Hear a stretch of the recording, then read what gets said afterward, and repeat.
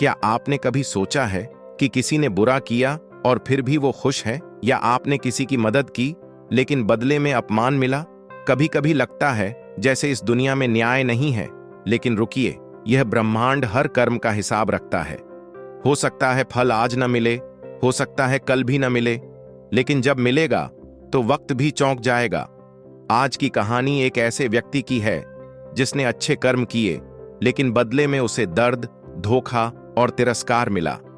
पर अंत में कर्म ने कैसे अपना चमत्कार दिखाया, यह जानकर आप चौंक जाएंगे। चलिए शुरू करते हैं आज की कहानी। कर्म का फल। अच्छे कर्मों का फल कब मिलेगा? कर्म का फल कब मिलता कोई नहीं जानता। एक बार की बात है, एक गांव में एक बालक रहता था। उस बालक का नाम उत्तम था।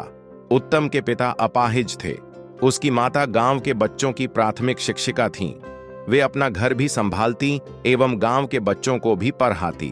उत्तम अब बद्धा हो रहा था। वह इतना समझने लगा था कि घर का सारा बोझ उसकी माता पर ही है। वह अपनी माता के बोझ को बांटना चाहता था। वह अपनी माता के गृह कार्य में उनकी मदद करता था। अब वह बद्धा हो चुका था, इसलिए पास के गुरुकुल में पढ़ने जाया करता था। एक दिन उसकी कक्षा में उसके गुरुजी ने बच्चों को बताया कि अच्छे कर्मों का अच्छा फल मिलता है और बुरे कर्मों का बुरा फल मिलता है। उत्तम के दिमाग में यह बात बैठ गई। उसने अपनी माता से पूछा, माँ, क्या सच में अच्छे कर्मों का अच्छा फल और बुरे कर्मों का बुरा फल मिलता है? माँ ने उत्तर देते हुए कहा, हाँ बेटा। फिर उत्तम ने पूछा, माँ, तो हम लोग तो सदैव अच्छे कर्म करते हैं, हमें फल कब मिलेगा? कितना समय लगता है अच्छे कर्मों का फल मिलने में माँ? माता अपने पुत्र के प्रश्नों को सुनकर हंसते हुए बोली, बेटा, ये तो मुझे नहीं झांत है, तुम ही बताओ। तो उलझे हुए उत्तम ने कहा, मुझे भी नहीं पता माँ। अपने बेटे के उलझन को देखते हुए माता बोली, ये सब छोड़ डा, देख आज खेत से मकई लाई हूं, चल तुझे पकाकर खिलाती हूं। माता उत्तम का हाथ पकड़ डांचकर उसे रसोई में ले गई। वहां मकई पकाने लगी। उत्तम भी वहीं बैठ गया, परंतु उसके दिमाग में वही प्रश्न घूम रहा था। अगले दिन उत्तम जल्दी गुरुकुल जाता है। वहां जाकर वह गुरुजी के आश्रम के बाहर उनकी प्रतीक्षा करता है। गुरुजी बाहर उत्तम को देखकर अपनी कुटिया से बाहर आते हैं। फिर वे उत्तम से पूछते हैं, क्या बात है पुत्र, इतने सवेरे तुम यहां क्या कर रहे हो? अभी तो तुम्हारी कक्षा का समय नहीं हुआ। इस पर उत्तम गुरुजी से कहता है, गुरुजी, मेरे प्रश्न मुझे विचलित कर रहे हैं। प्रश्नों के समाधान के लिए मैं आपके पास आया हूं। गुरुजी ने उत्तम से कहा, पुत्र, अपने प्रश्न पूछो।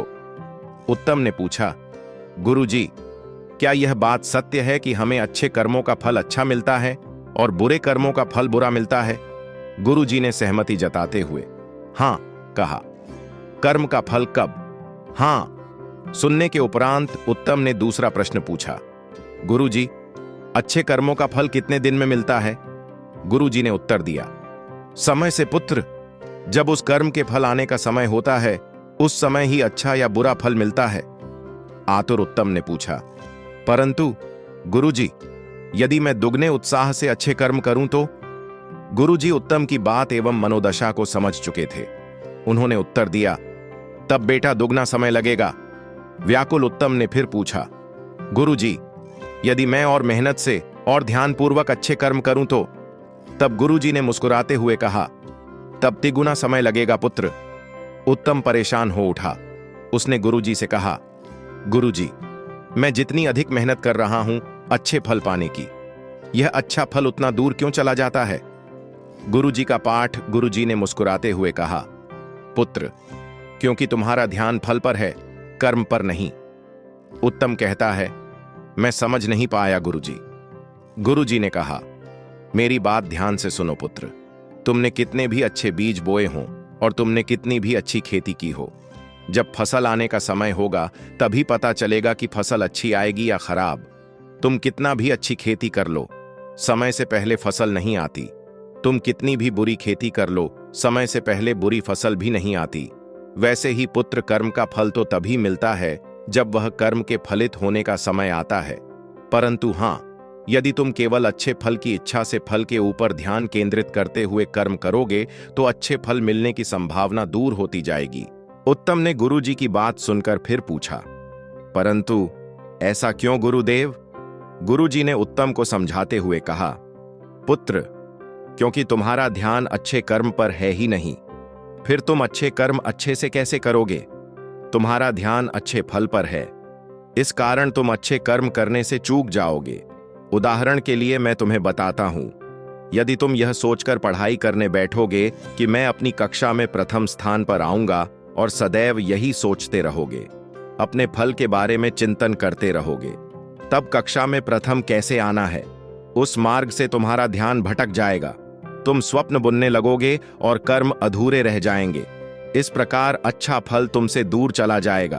प्रायः लोगों के साथ यही होता है, वे अच्छे फल के लिए अच्छा कर्म करना चाहते हैं, परंतु अच्छा कर्म अच्छे से नहीं करते। कैसे पाएं अच्छा फल?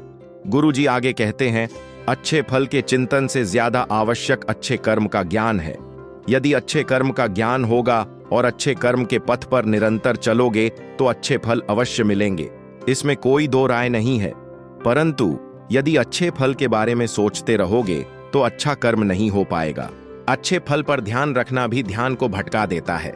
तुम्हारे कर्मों में त्रुटि रह जाएगी और अच्छा फल दूध चला जाएगा। पुत्र, उत्तम समझ चुका था कि अब अपने अच्छे कर्मों के लिए अच्छे पथ का निर्धारण कर उस पर निरंतर चलना है, यही अच्छे फल का रास्ता है। अच्छे फल के बारे में सोचना मूर्खता है, वह हमें हमारे पथ से भटका देती है।